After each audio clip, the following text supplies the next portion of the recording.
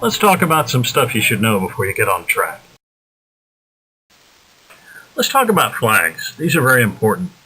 A standing yellow flag, which is a yellow flag that's being held out but not waved, typically means that something's happened ahead. Keep going, but be on the lookout for what the flag was shown for. Maybe a car went off and is sitting off track waiting to come back on. You'll want to back off a little bit and make sure that you've got some room to maneuver. No passing is allowed on any yellow flag. Now, if the yellow flag is waving, it means something's happened immediately ahead that may require you to be ready to make a maneuver to avoid something. The car could have spun and is still on pavement blocking the line. The harder the flag is waving, the more serious the nature of what's ahead of you. It doesn't mean slam on the brakes. You have to be careful because the person behind you may not be ready for that. But you definitely do want to back off and be ready to maneuver when you see a waving yellow flag. The debris flag means that there's something on track ahead of you, so you need to see that and probably avoid it. It could be a part from a car, it could be a fluid spill, antifreeze or oil could have been dumped on the track. Could be a turtle, so pay attention, keep your vision up, and avoid whatever it is.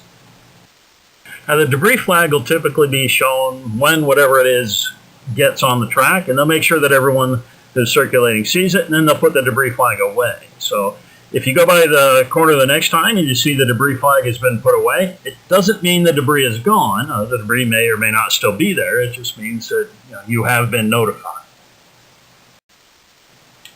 The black flag has a couple different meanings. If you see a standing black flag at every station, it means that they need all the cars off the track. So go ahead and circulate to the track exit and go back to the grid. If your black flag is furled and being pointed at you, that means that there's something wrong with you need to get back to the grid. There could be something wrong mechanically. They could have observed something. They may need to talk to you about what's going on track with your driving.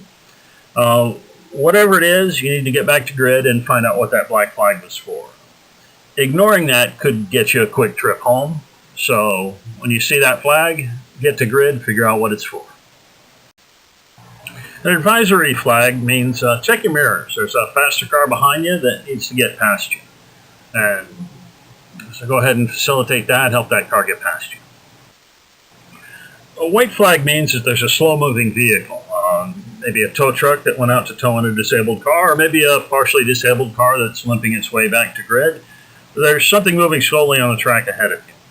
You're allowed to pass that vehicle, but at a much slower rate of speed. The vehicle may be partially disabled and unable to maneuver, so just be careful when you pass a slow-moving vehicle under a white flag.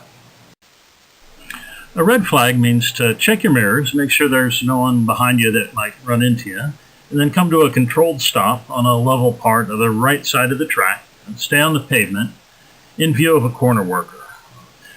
The reason you find a level spot is you don't have to have your foot on the brake when you come to a complete stop. If your brakes are hot, you're running them under track conditions, the brake pad can weld itself to the rotor and damage it.